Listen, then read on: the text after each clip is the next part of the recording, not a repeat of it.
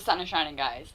The sun is shining for like the first time in like a week, 2 weeks, I don't know. But the sun is shining and I'm taking advantage of this. Here we go. My genre exploration challenge.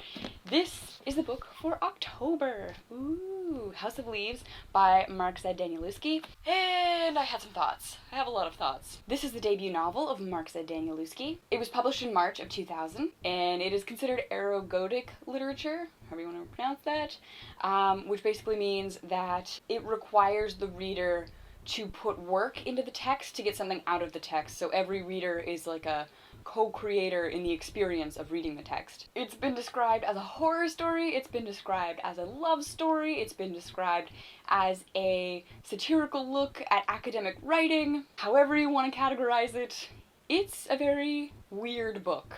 So this is a story of Johnny Truant, a somewhat attractive young person. He's a tattoo artist, and when apartment hunting, he stumbles upon the basically life work of this guy named Zampano, who is writing about a fictional documentary, The Navidson Report, in which Navidson moves his wife and family into a nice country house to kind of work on his marriage, and the house has this hallway and closet that just defies physics. While editing Zampano's writing, Johnny kind of goes insane.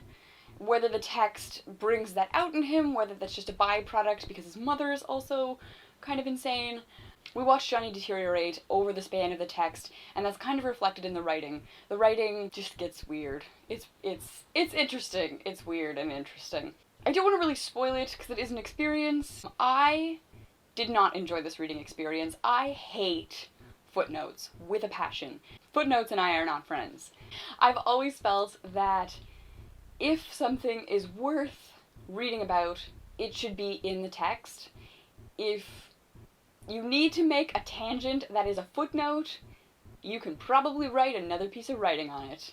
You don't need a footnote. If you want to footnote your citations, that's cool. I don't really like that style of citation.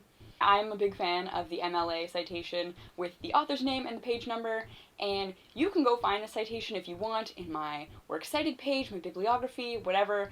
I hate the in-text citation. I don't think I have ever enjoyed the experience of footnotes. I hate breaking the reading to find your footnote and then trying to find my place again, reconnect with the text where I was before with this new information that is tangential enough to be a footnote, and try and work that information into my understanding of the rest of your paragraph. I hate footnotes. House of Leaves is almost entirely footnotes that are woven together by the writing. It's a collection of footnotes. Giant collection of footnotes.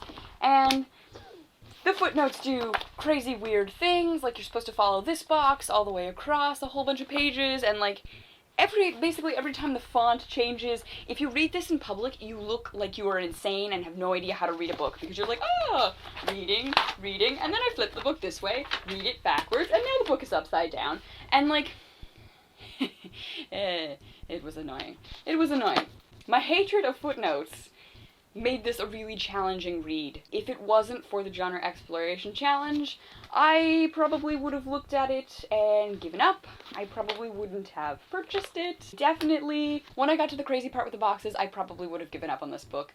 To be honest, I have been reading this book since August, and only recently finished the book because I'd given myself enough time to forget my hatred of the footnotes and move on to try and finish the story. I did enjoy the story. I really liked the characters. I thought Johnny was really interesting. I thought the Navidson, however you want to pronounce that, storyline with the house and the family was really interesting. I just hated the physical reading experience, which is the point of this book, the physical reading experience.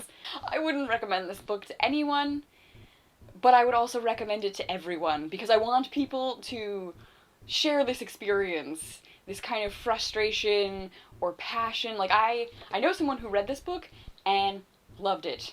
I really hated it. I'm really sorry to the person who recommended it. I mean, it's great because it totally did what the challenge was supposed to do, which was get me to read something that I never would have finished, never would have picked up, probably. But I hate footnotes. I hate them. The reading experience was tedious and frustrating, and it's over with. I mean, it's a beautifully put together work. I can appreciate all of the effort that went into making this. I did like some of the end bits that are not really the story specifically. Like, I liked the collection of quotations, and I liked the Pelican poems, and I liked the Whalestow Institute letters from Johnny's mom. Like, so there were bits and pieces that I liked the characters, but overall, I hated the experience. I don't know what to give it on Goodreads, but reflecting now, 2 out of 5 stars by Goodreads standards. It was okay. I will probably never read this again, just because it was such a frustrating experience. I'm glad I did read it, and I would like to thank my volunteer who recommended House of Leaves by Marta Danielewski. I will see you at the end of November with my review of Ken Follett's Fall of Giants, which is, I believe, the first in a trilogy, the third of which just came out, I think. I will let you know my thoughts on this at the end of November. Thank you for watching, and I will see you soon. Bye.